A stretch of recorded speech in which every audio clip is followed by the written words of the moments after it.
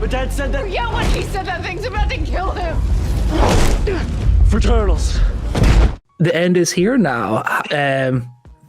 Is the emotions now finally? Has it now finally hit? That yeah, it's starting to hit. It's crazy because I saw the trailer for the finale, and a whole wave of emotions hit me yesterday. So, it's weird because it felt like it already ended in 3, then it felt like it ended when we stopped filming, and I'm gonna have to finally cope with the fact that now I am truly unemployed. we just call it an extended hiatus. Yeah, exactly. I'm waiting for the spinoff. I'm waiting for the call. No, look, the other thing is that, as you guys saw in last week's episode 409, we really got to characterize Jordan in a really beautiful way, thanks to Jay Jameson's beautiful writing and directing. That scene where Vicky May is having a panic attack, I think it showcases how Jordan is a different kind of hero than Jonathan. Where Jonathan can understand these more physical problems, Jordan understands the emotional to a new level. There's a depth to it that I find so much fun to play. I found so much fun to play, and felt really gratifying in general to do. Yeah, it because it reminds me a lot about how Superman deals with a lot of the physical threats in the world, while Lois in a lot of ways, she deals with the little guy, the humans of the world, and from that side. So it's kind of nice seeing those traits now reflected in the kids. Yeah, Superman deals with the physical. Lois a lot of times deals with the emotional issues and the more interpersonal issues. And we see how the interpersonal issues can manifest in a physical way. In fact, I had a pitch that I was going to do for season 5. Did I already share this with you? I don't think so. I don't think so. So pitch away. I could share. So I was going to pitch this, and Tyler actually liked it so much he was going to pitch it with me, even though I was just I was 19 at the time. But he really believed in this idea. I actually even, in a post-mortem kind of way, pitched it to Jay as well. I would love to hear what Todd and everyone that's the big boss would think of it. So, but I think it dealt with these themes. Okay, so here was my pitch for an alternate season 5. This was the beginning of season 3 when I was going to pitch this. So we didn't really know about the Luther element of it all. We didn't really know what was going on. Okay, season 5. So each character had their own little arc. So the main villain would still be Luther. But Luther is actually funding this organization that worships Superman like a god. Because the whole thing with Superman is a little Jesus-y, it's a little biblical, right? So the idea is that Superman has these big fights around the world and destroys a lot of property and destroys a lot of lives just from the bystanders, right? And the people say, well, the Lord giveth, the Lord taketh away. And they start this big fund that helps repair some of the damages that Superman does. Because they worship him so much, it's their way of showing thanks. Now, obviously, Clark gets extremely uncomfortable with this, and he doesn't realize that Luther's actually been putting it on to try to manipulate people. Because how do you get Superman? You come for his ego. You come for his lack thereof, right? You make him feel like a god. Therefore, people will fear him. You won't be able to help in the same way. So all the while, Lois is muckraking this whole institution, right? She's trying to get underneath it all. She's trying to understand, well, where did this all come from? She starts to circle in on Luther, that Luther is actually the one running this entire cult. But the cult starts to get more and more worldwide. And I think one of the flaws of it is that actually it would be a little similar to season 2. But the cult starts to grow more and more worldwide. And they see Jordan as this kind of Hercules figure, demigod kind of thing. Clearly a lesser version of Superman. All the while, Jonathan, he starts his own version of the repair fund. He starts his own version of trying to help the people that have been, because this is before he had powers, that have been hurt by Superman along the way, hurt by Superman and Jordan. Then there's Sam Lane, obviously back when he was alive. Sam Lane would be at the DOD trying to use this to help his cause for the United States government. Superman is this American figure. So he's kind of working against Lois in this way. And he's trying to get Lois to stop her publications. And Lois has this whole duty of journalism. You see, the thing is that I thought it was interesting to make the battleground not just physical, but also in people's minds. Yeah. Because that's where Lois truly shines. That's how Lois is more powerful than Superman. There's a Shakespeare sonnet. There's also a couple other things, actually. The other one was that, Sarah knows his secret and doesn't know what to do about it. Lana had a thing. I think she helps with Jonathan somehow. But the funniest one is that Kyle became a devout super knight. Like, he starts going full on. Like, he's wearing, like, the strange clothes. He's absolutely full into it. Like, he is devout. And then, of course, that causes conflict with him and Sarah. Lois's power over people's minds can be inherently stronger than Superman's because it's easily transportable and it doesn't exactly exist in the physical space where Superman has every power. It's why they're the dream couple, and it's why this season works so well as well.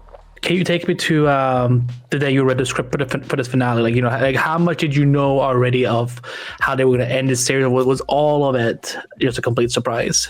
I did have a vague idea of what was going to happen. I remember I was reading it. I was on a plane. I'm not sure where. It might have been a small trip I took down to Los Angeles. And it was one of the rare moments I've cried from reading a script. The ending, it hit me in a different way. This is going to be post-mortem, right? Yes, of course. You can talk any spoilers you want. Oh, the whole entire show. Wow, look at that.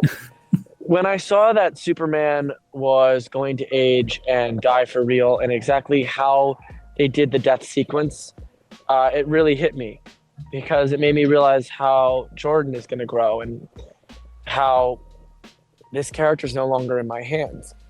You start to get a little precious about the people that you play, especially you do it for so long. And all of a sudden you realize, well, first of all, he's not real, but he's living on without you. And that's a really bizarre feeling to say goodbye like that. More than that, it really sewed it up in a way that it felt like we couldn't do this again, which is another whole enchilada of feelings. But it's beautifully done, and it was beautifully directed by Greg Smith, who I don't know how he did it, considering that it was the last day of the shoot, and it felt like the last day of school, even though it wasn't. It's like the most important day. Everyone was kind of dozing off and laughing and doing this and doing that. The weather was nice. And Greg, without ever really like becoming dictatorial, very gently guided us through this massive episode that I think on paper was bigger than the pilot, which took us 2 months to film. So how do again, because you guys are getting to really touch upon a chapter of Superman and Lois Lane that we don't normally see. I don't think anyone really expected that we ever get to a point in any Superman adaptation where we see Lois Lane and Clark Kent die. We know, especially in this way. What was your takeaway from that? And as you get, because now like this thing that I love about this finale is that you guys get to put on so many first, the first time we see this, first time we see that. Like there isn't really a way I can say, oh, I saw this in this other Superman movie or this other Superman TV show. Like you guys get to really stand out and be unique. How did that feel like being able to get to this flash forward and seeing that this is the way their story ends? Oh, it's a testament to the character that it's around for 85 years and we've never seen him die fully. It's a testament to the power of that character, that you would think that someone else would have been able to do it before we have. And then it's also that much more of an honor to realize that we get to do that. I'm not a big comic book guy, as we all know. But I am a big history guy. Mm-hmm. And it feels bizarre to be a part of history, in no matter what field, comic book or television alike. I think the gravity of the moment isn't really felt until I think everyone watches it and feels it. However, the last scene in the show was the last one we shot. where they're Oh, going so out. you actually got to shot that process in order. It wasn't like, oh, we're shooting it on day 4 and then you go back and Normally that's how it works, and that's how it works with the entire episode. But they did save the last shot for the last thing we ever shot, which I'm getting emotional thinking about it. For the first time ever, all the executives came up from LA, and we finally got to meet all the people working hard on the show from down there. And it felt like this crazy family from this crazy ride we've all been on. We were doing one last thing together. I don't know really how else to put it. It felt like a graduation. For me, it was. I mean, I spent my 4 college years doing this. And I'm so unbelievably grateful to that group of people. I'm really grateful to Dylan Walsh, who wasn't there that day as well, who was a steadfast source of encouragement that I desperately needed at times for all 4 years. I'm extremely grateful to Michael Cudlitz, who let me pick his brain about acting nonstop, and again was a really awesome source of encouragement. And then, of course, it's Bitsy and Tyler, who I've looked up to for this entire time, who I've sat across from more times than I can count, and still feel lucky that I get to even be in the room with them. So it's a bizarre, bizarre thing to say goodbye to it as the character, to say goodbye in the character to my dad, because that was a scene we were doing, and also say goodbye to my growing up in real life. Was it scripted that you would be the one to essentially open the door for Clark to go to heaven, or was it kind of like a toying cause between which of the kids gets to do it? Because I was like, I cried so much from watching this, but I'm like, you're the one, like, you get to send Superman to heaven and kind of be like, it's okay. It's Interesting.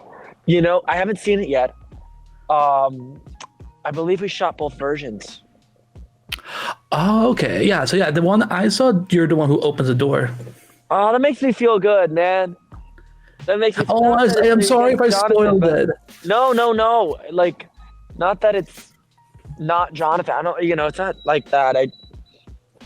I do think that there was something special about being there all 4 years. Unfortunately, I know the other actors couldn't for their reasons. So I'm happy that it was Jordan that got to do that. Yeah, what a great scene. By the way, the whiteout that they do, I'm not sure if they added something to it after, because I haven't seen it. There's a whiteout. It goes white out, and then we go into the logo. Oh, beautiful. On the day they actually did that. They just unfocused the camera and then shifted it to the white. So we saw that on the day. I mean, there were tears in the room. I have a picture of all the executives watching it finally happen. I gave a goodbye speech. I was crying. I don't cry very often, quite honestly, and I think I cried 3 or 4 times in the final, couple of days of that show. It's a privilege, and I hope to have that privilege again to bring another character to life like that. Now, because we also get, because I couldn't find the name of the actor, but we do see Jordan and Jonathan as adults. Obviously Bitsy's husband plays Jonathan grown up. Like, who was the actor who was playing grown up you? He's a really good guy, and I'm blanking on his name. He's a French Canadian guy, really sweet.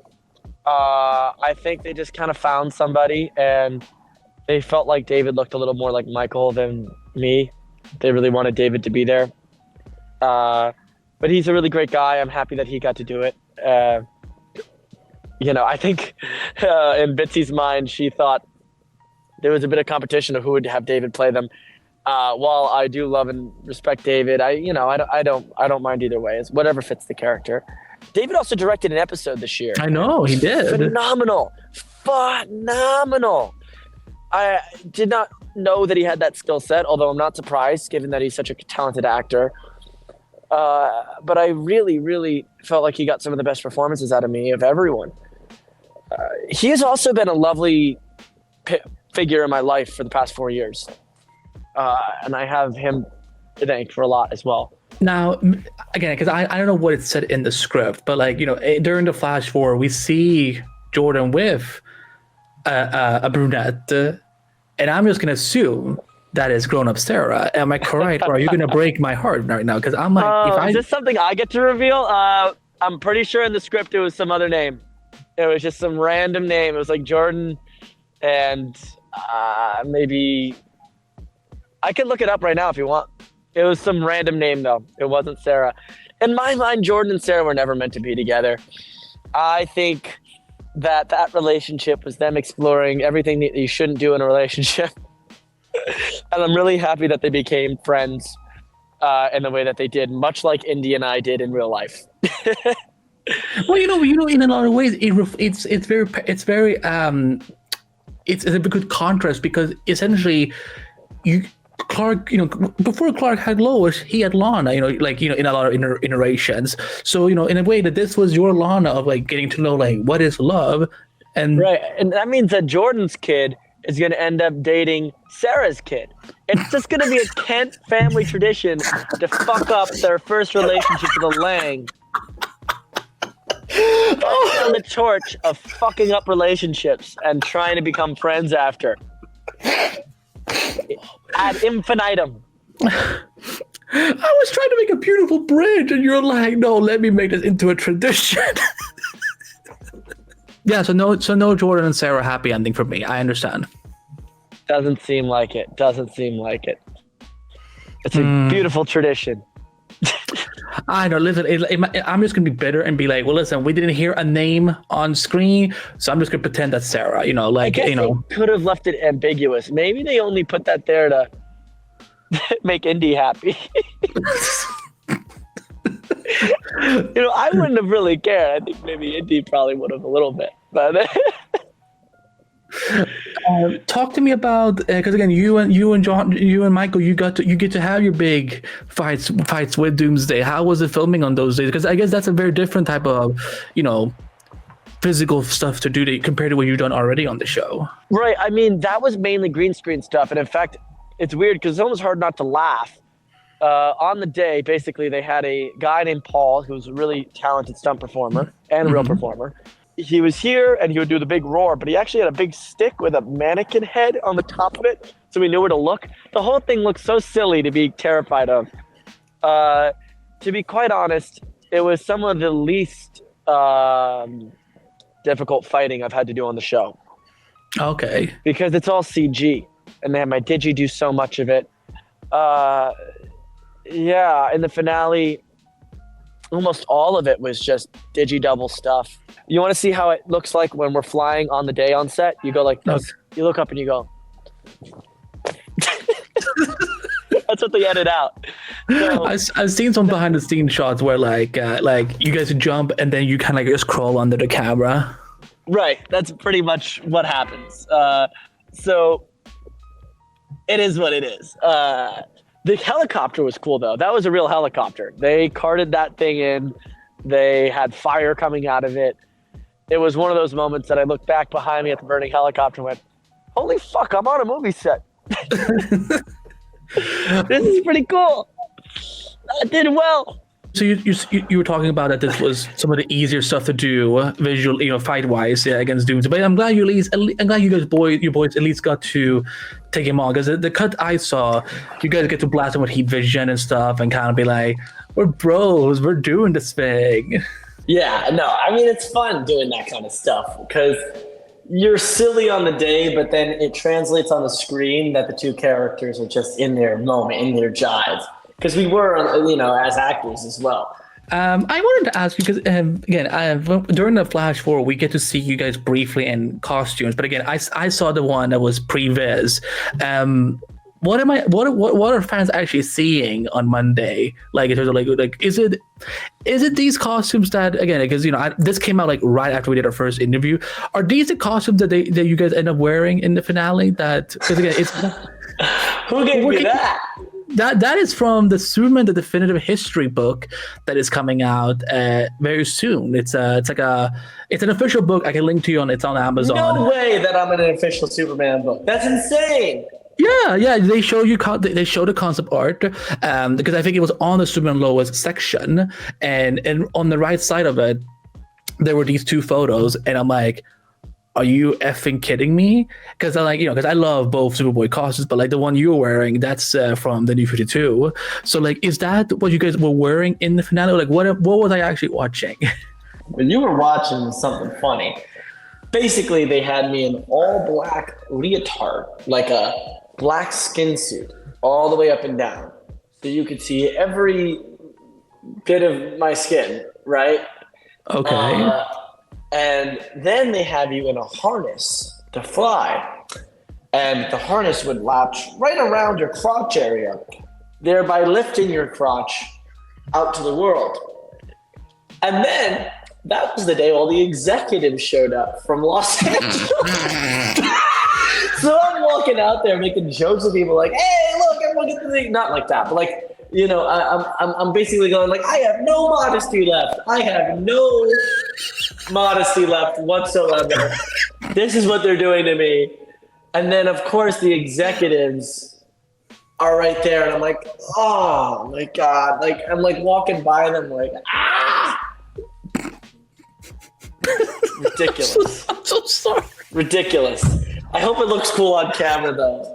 Yeah, no, again, I always see it is that you and Jonathan are standing in the fortress, the suits are being created, and then suddenly we see a CGI model of you, Natalie, Johnny Irons, Superman, Jonathan, all flying. That means that someone had to paint over Michael and my crotch over and over again for every frame, and that takes dedication. Those are the real heroes of Superman and Lois. Okay, so could you explain like what this was for? Like, was this for like previous seasons? So that was a proof of concept. I'm pretty sure of what these suits would look like for the last couple frames. I mean, I don't think there was ever really a debate to build the ones for real. There was for another version of the show that we'll get into on another interview when I can speak about it a little more freely. But by the time it came to Michael and I both doing it towards the end of season 4, they were pretty sure they were just going to digi it all on us because it's a lot cheaper that way. So when I watched the finale, which will actually be a week after everyone else watches it, because we're doing a little screening in LA and I'm going to wait till then to see it. I'm going to finally see myself with the crest after all this time. You know, I booked this role. I did my first audition for this role when I just turned 16. And now I will see it after I'm 21. Isn't that crazy? I forgot that you were that young when you came on the show. Now I feel even older. So, damn, you were 16? Damn. I was 16. I mean, I was 17 by the time we started filming season 1. The day we started filming, I had my 17th birthday. During COVID, wow! What a wild birthday! Well, my birthday's September 23rd. You know, it's whatever. It was always like the start of the school year, and then it became the start of the show.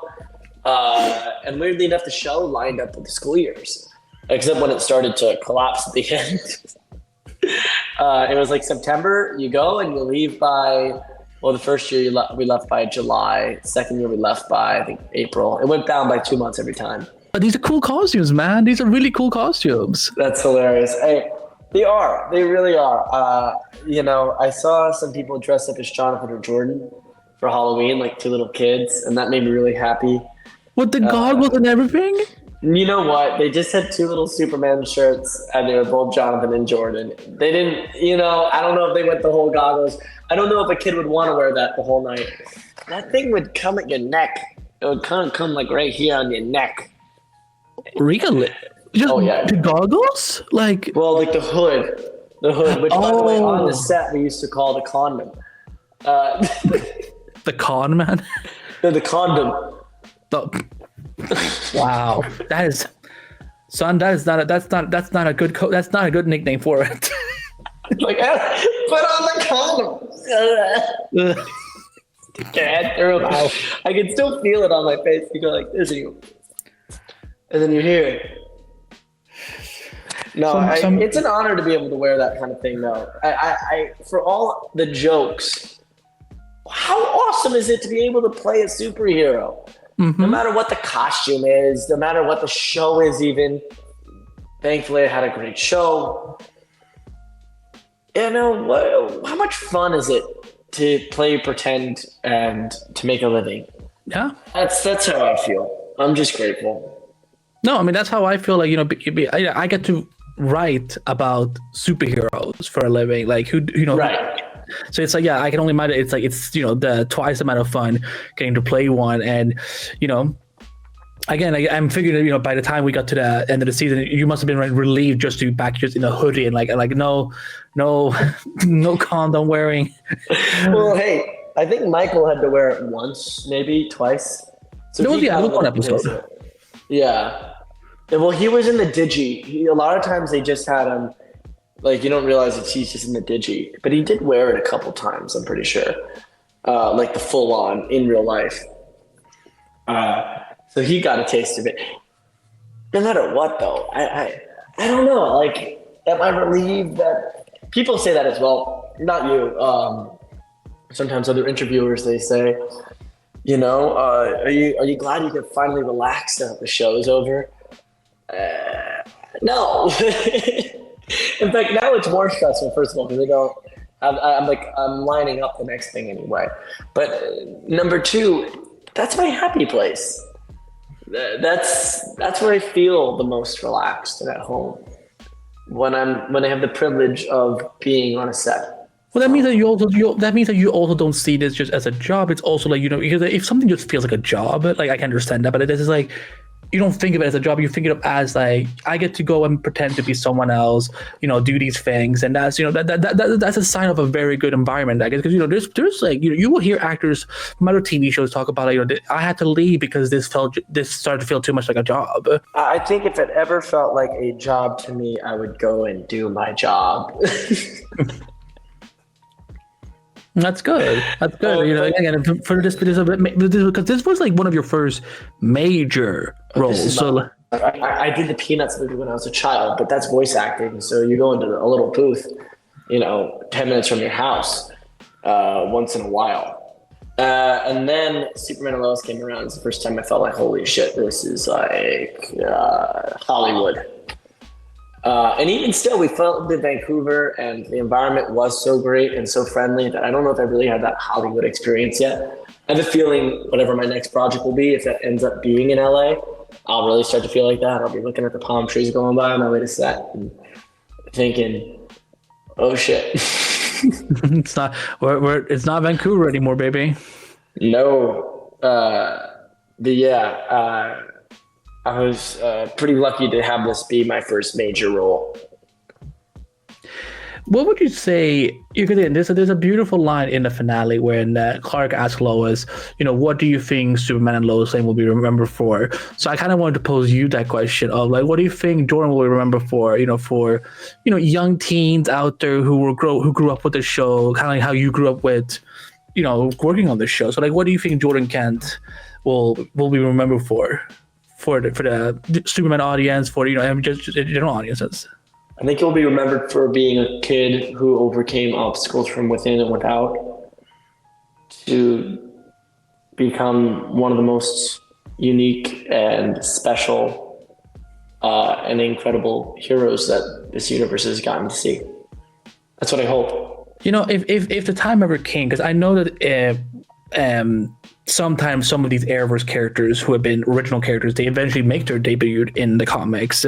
I know, for example, Nicole Maines from Supergirl, she's been very involved with Dreamer's like trajectory throughout the comics. If Jordan Kent ever were to come into the world of DC Comics, and you got a chance to write something or kind of like pitch extend his mythology, is that something you would want to tackle if you could? Yeah, actually, I was coming up with an idea for a spinoff at one point.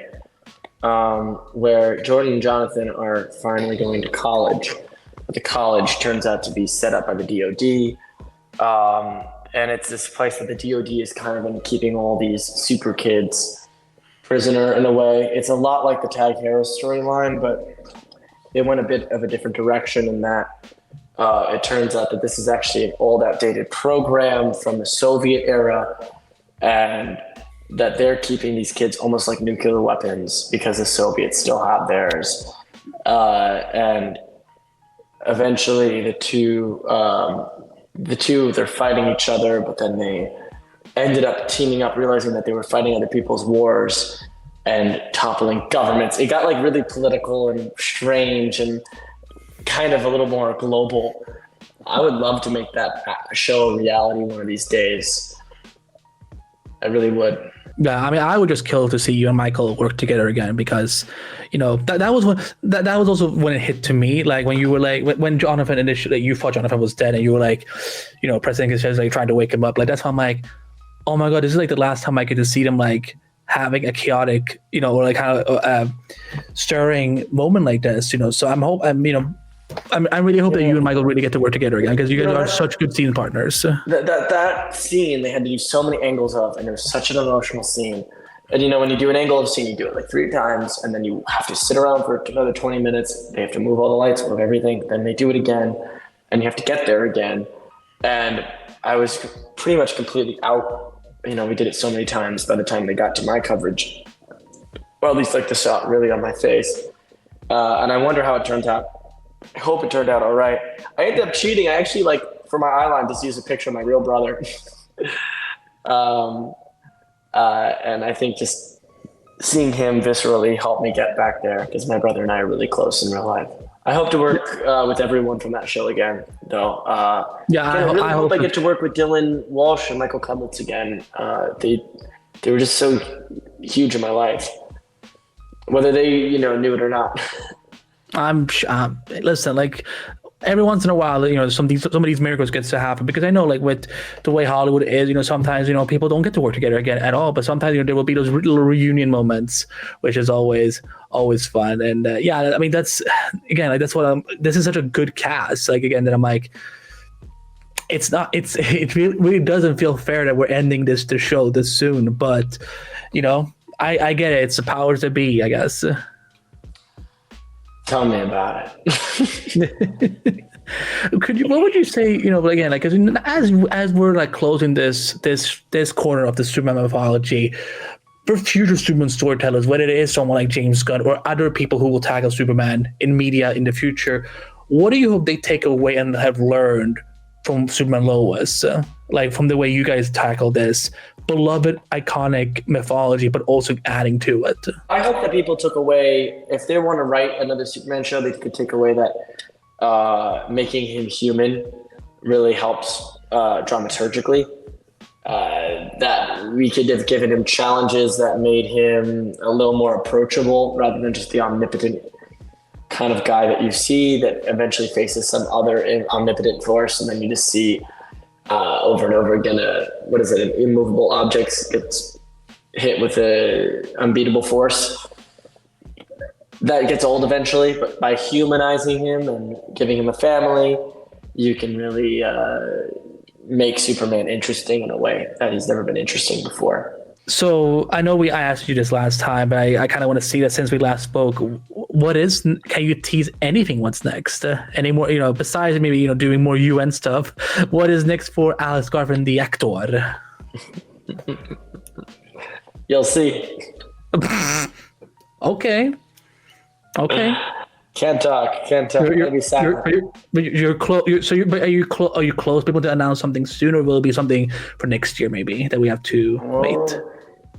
We'll have to see. Nothing that's coming out this year. Nothing that's coming out for the rest of this year. I'll tell you that much at least. But besides that, well, Alex, I all I can say is, you know, again, because, you know, I mean, this finale left me both happy and traumatized all at the same time. You know, but I have to say congratulations on a phenomenal run. You know, thank you for everything you've done with this character. Thank you for everyone who, you know, you worked with that has brought something new to, you know, this beloved franchise that so many of us have grown up with. And, you know, again, I'm sorry to see it go, but at least like this will be a show that is remembered for a true epic run where, like, you know, not a lot of shows get to say that. I hope that we're the freaks and geeks of Superman shows, superhero shows. Are you even old? You're too young to know what freaks and geeks. I'm mad that got canceled after one season. I hope that people look back on us as the freaks and geeks of superhero. That, wow, they did it so well then. maybe we should have looked at that differently. But besides that, I want to thank you also, not only just as a fan of the show, but also, your reporting really helps everything move along as well. In the end of the day, it's the press that keeps the thing moving. So thank you And for your time. an amazing audience as well. Yeah, and an amazing. Well, of course. The press is just. There's a quote. I'm not sure by whom. It's a jazz musician, and he was asked, "Is music for the player or the listener?" And he says, "It's for the listener, but the player is the first listener." And That's deep. That's how I feel about what we create, and also the media's role in it. You guys are the first listener, and thereby are indicative of the broader audience usually. So I thank you for everything that you've done. I thank everyone that's watched the show and everyone that could support me. Everyone that continues to support me throughout my career. I know we'll be talking soon, and Heck yeah. I can't wait to see what's in the future for all of us. What about you? Being a hero, are you where you want to be? Yeah, I am.